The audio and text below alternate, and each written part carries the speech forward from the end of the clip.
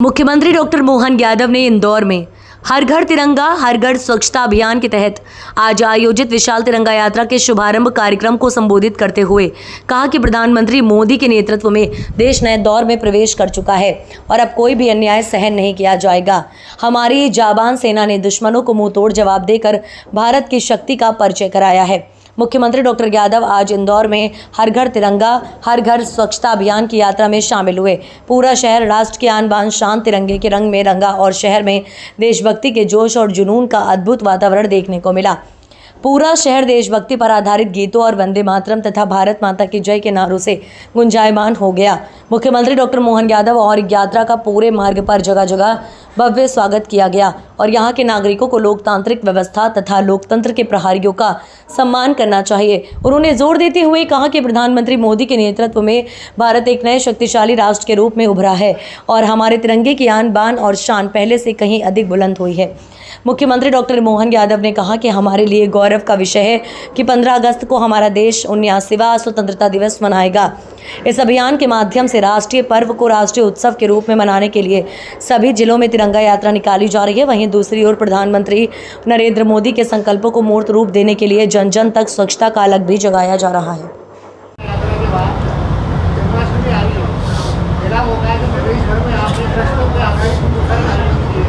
बहुत अच्छा, ये बात सही है। भगवान कृष्ण की जन्माष्टमी 16 अगस्त को आ रही है और ये भी कमोबेश कई विद्वानों ने मुझे कहा और हम भी इसको देखते हैं कि सच्चे अर्थों में तो भगवान कृष्ण ने भी लोकतंत्र की लड़ाई लड़ी थी। ये दुनिया के इतिहास में पहली बार हुआ कि कंस को मारने के बाद उसकी सत्ता को अपने खुद ने अपनी कुर्सी नहीं समझी और उनके पिताश्री को उग्रसेन को राज्य दिलाया। दूसरी बार महाभारत का भी बड़ा युद्ध हुआ और भगवान कृष्ण ने स्वयं कोई सिंहासन नहीं लिया, उसमें युधिष्ठिर ने अपनी विजय प्राप्त की। ऐसे कई घटनाक्रम बताते हैं जिसमें भगवान कृष्ण ने धर्म की लड़ाई लड़ी। तो हम तो अतीत के भी दोनों सारी पक्ष को देखें। हमारे भगवान राम ने भी लंका जीत ली लेकिन कुर्सी को महत्व नहीं दिया, विभीषण को राज्य दिया।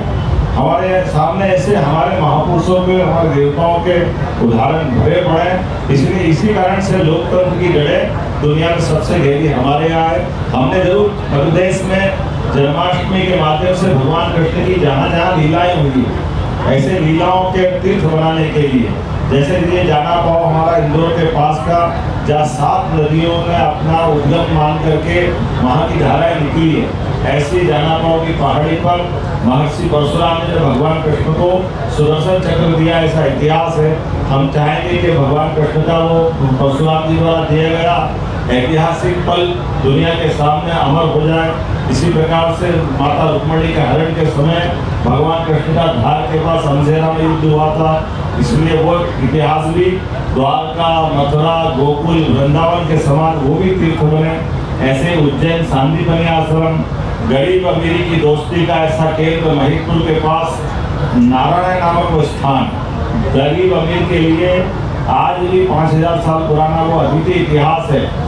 व्यक्ति कितने बड़े में पहुंच जाए लेकिन अपने स्कूल के अपने गरीब मित्रों को ना भूले, इससे बेहतर कौन से प्रमाण हो सकते हैं। ऐसे एक नहीं कई शिशुपाल वध का घटनाक्रम चंदेरी से जुड़ता है। मध्यप्रदेश में बहुत सारे ऐसे स्थान हैं जहाँ भगवान कृष्ण की लीलाएं हुई है और मध्यप्रदेश सरकार कल्चर डिपार्टमेंट के माध्यम से धर्मस्व विभाग को जोड़ करके हर एक स्थान को तीर्थ बनाएगा। जैसे भगवान श्री राम के वन पथ गमन मार्ग को हम अद्वितीय रूप से काम कर रहे हैं, उसी प्रकार से भगवान कृष्ण के भी पथ गमन मार्ग के लिए राजस्थान सरकार और अन्य सरकारों के साथ मिलकर के उसमें भी काम कर रहे हैं। सभी लोग उपस्थित हैं। मित्रों, आज हम सब ने देखा कि देश की सेना के और सैनिकों के सम्मान में मध्य प्रदेश के लोकप्रिय और इंदौर और उज्जैन का तो ऐसा रिश्ता है, आप सबको मालूम होगा, जैसे मौसी के बेटे और माता और जैसा ऐसा है। जब भी आवाज लगाओ मुख्यमंत्री जी, क्या इंदौर अपनों का शहर है और इसलिए वो बड़ी अपने पद से आत्मीयता से इंदौर में हम जब जो मांगते हैं, जब जो आग्रह करते हैं, हम सबको देते हैं। मैं आप सब पत्रकार साथियों की ओर से माननीय मुख्यमंत्री जी का स्वागत करता हूं और माइक सीधे आदरणीय माननीय मुख्यमंत्री जी से को देता हूं। आप एक बार जोरदार करताल ध्वनि से आदरणीय मुख्यमंत्री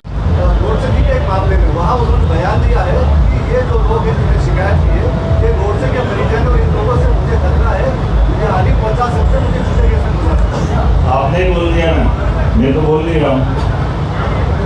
ये वही गलतियां हैं जिसके कारण से राहुल गांधी को बार बार माफ़ी मांगना पड़ेगी। उनके परदादा, नाना, पापा सब माफ़ी मांगते हुए ये आज़ादी के तुरंत बाद जिस ढंग से उन्होंने इस प्रकार के विषय को राजनीतिक दृष्टि दी थी, एक अपराध की घटना थी जिसकी सजा हुई जिनको देना था। उसके बाद उन सारी बातों को लेकर के केवल वोट की राजनीति करना ये कांग्रेस को महंगा पड़ेगा।